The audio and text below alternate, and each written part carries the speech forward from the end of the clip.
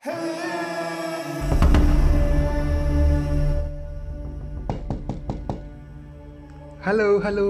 Jari Pelawit Chess kembali hadir teman-teman. Kali ini kita akan fokus untuk 1 tahun ke depan bagaimana perkembangan buah catur kalian. Yuk kita simak pertandingan ini. Diawali dengan kehancuran Magnus Carlsen dibantai oleh Alireza Firoza. Siapkan konsentrasi tinggi. Saya akan menganalisis pertandingan sesederhana mungkin di Champion Chess Tour 2024. Bermain dengan posisional yang sangat apik membuat Magnus Carlsen tak berdaya. Tentunya sebelum melihat video, jangan lupa subscribe. Selamat menyaksikan.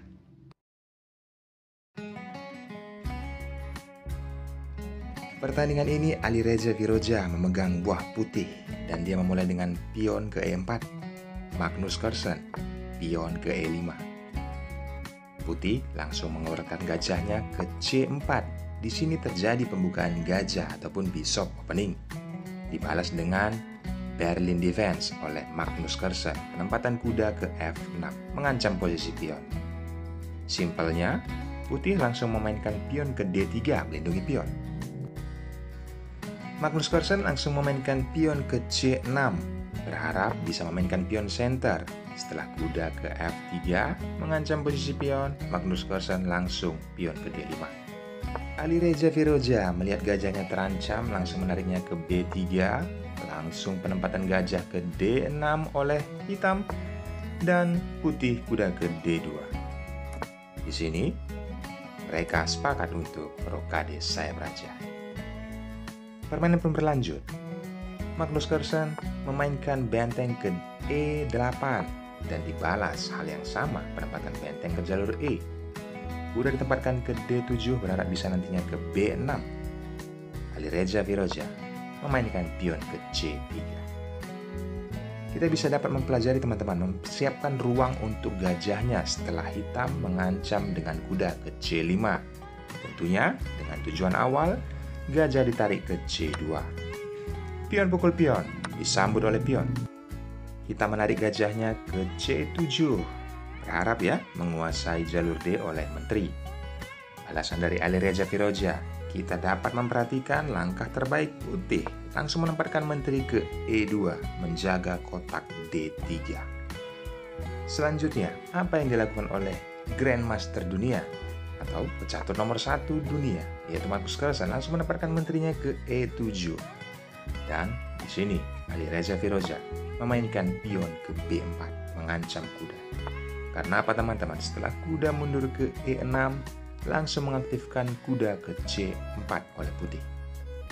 Pion terancam, kembali menteri diancam oleh kuda. Melakukan pilihan permainan, setelah gajah pukul kuda disambut oleh pion, lihat Alireza Firoza pion ke E6. Berharap nantinya bisa menteri ke E4, ada ancaman kepada pion ke H7. Kali ini kuda ke D5. Tepat teman-teman, ada alternatif yang bisa dimainkan ataupun langkah dari analisis komputer sebelum pion ke H3. Kita coba lihat rekomendasi komputer. Dengan kondisi seperti ini, penempatan kuda ke D6. Ini kita analisis ya. Langkah rekomendasi komputer apabila kondisi seperti ini dipukul oleh gajah, langsung menteri terlebih dahulu ke D3, ancaman kepada pion yang ada di H7, dan ini ancaman skakmat. Dan balasan terbaik hitam adalah memainkan pion ke G6, baru gajah dipukul oleh pion mengancam menteri. Ini sangat problem bagi hitam. Karena apa? Jelas pion tidak bisa dipukul. Lalu menteri mundur, benteng pukul benteng, disambut oleh menteri. Kali ini langsung gajah menyerang kuda 2 kali. Berharap bisa melindunginya oleh gajah, tetapi ada benteng ke E1, mengepung posisi menteri. Dan ini sangat unggul bagi buah putih. Ini adalah langkah rekomendasi yang bisa kita pelajari teman-teman. Coba kita kembali ke partai asli. Alireza Firoza tidak memainkan kuda ke D6, tetapi dia mengamankan kotak G4. Dia memainkan pion ke H3. Bagaimana respon dari Magnus Carlsen? Tetap memainkan pion ke G6, lalu di sini merubah haluan serangan, menteri ditempatkan ke D2. Yaps, kelanjutannya gajah ke E6. Alireza Firoza penempatan kuda ke D6, mengancam posisi benteng sekaligus juga pion. Benteng diselamatkan dan ditempatkan ke D8. Karena apa? Jika dipukul dengan gajah, kita kembali menganalisis. Apabila dipukul dengan gajah, pion memukulnya, dan ini sangat problem teman-teman. Jangan pernah bisa berharap pion dipukul oleh menteri. Ada pion maju ke C4 mengancam kuda dan kuda akan tumbang. Yap, sederhana tetapi kita bisa dapat pelajari ya untuk analisisnya. Di sini Magnus Carlsen memainkan bentengnya ke D8. Putih tidak memukul pion tetapi memainkan pion ke C4 mengancam kuda dan kuda mundur ke B6.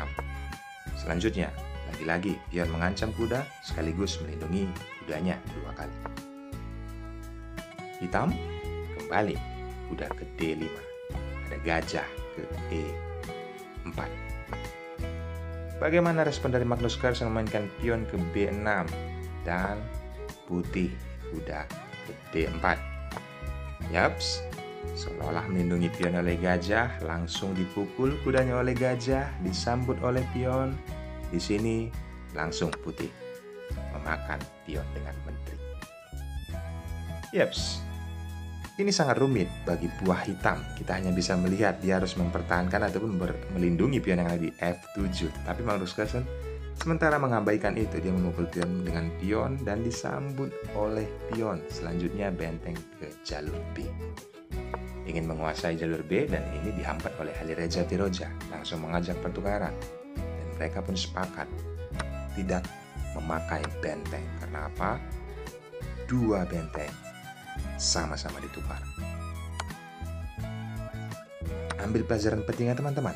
Bagaimana kita bisa melihat posisional yang dilakukan oleh Alireza Firoja ataupun buah putih dengan kondisi seperti ini. Menarik kudanya ke F4. Yaps, tujuannya jelas, akan menyerang pion yang ada di F7. Karena kuda bisa ditempatkan ke G5. Magnus Carlsen belum menyerah dengan kondisi seperti ini. Menempatkan gajah ke C7, lalu putih menteri ke B4. Ya, tidak diberikan peluang bagi hitam untuk menteri bisa masuk ke jalur 5, 6, 7, 8 ya. Tapi di sini ada kuda ke C8 mengancam menteri dan pion pun akan tumbang. Karena apa? Menteri diselamatkan, ditempatkan ke D7. Alireza Firoja mengambil pion dengan kuda. Nilai plus yang kita bisa lihat dalam pertandingan ini ada pion bebas di jalur A yang dimiliki oleh putih. Masih terus berlanjut, penempatan gajah ke A4 membawa menteri ke B7. Bagaimana kelanjutannya? Berharap bisa promosi kedua belah pihak, tapi ada pion mengancam menteri, menteri mundur ke D8, lalu putih mengancam posisi gajah. Sangat krusial setelah gajah ditempatkan ke C2, lalu Alireza Firoja mengancam pion dengan kuda. Yaps, penempatan gajah ke E4. Mungkin kalian berpikir kenapa tidak memainkan pion ke D3. Kita analisis. Jika ini terjadi maka putih akan memainkan kuda. Yaps, pertukaran. Karena apa teman-teman? Mengajak kembali pertukaran menteri. Dan jika disambut oleh hitam sangat jelas bagi buah putih untuk mempromosikan salah satu pionnya. Karena pion hitam sudah dijaga oleh kuda. Ini yang bisa kita dapat pelajari ya teman-teman. Dengan kondisi seperti ini, Yaps, Magnus Carlsen tidak memainkan pion tetapi penempatan gajah ke E4. Tetapi sama saja ya. Setelah kuda mengajak pertukaran disambut oleh menteri, kali ini pion dipukul oleh kuda. Melindungi pion yang di C6. Yaps, belum menyerah, menteri ditempatkan ke E5 lalu putri. Menteri ke C4. Kembali teman-teman. Berharap bisa ada ancaman skakmat ya, tetapi mudah saja, simple. Langsung menutup pergerakan gajah, walaupun kelihatan di sini skak oleh menteri. Setelah putih raja ke H1, Magnus Carlsen menyerah. Karena apa? Pion akan promosi dengan mudah bagi sekelas Grandmaster. Dan salah satunya pion dipukul oleh gajah. Jelas kita bisa melihat di sini teman-teman, unggul 1 perwira dan ada 1 pion bebas yang ada di jalur A. Ambil pelajaran penting.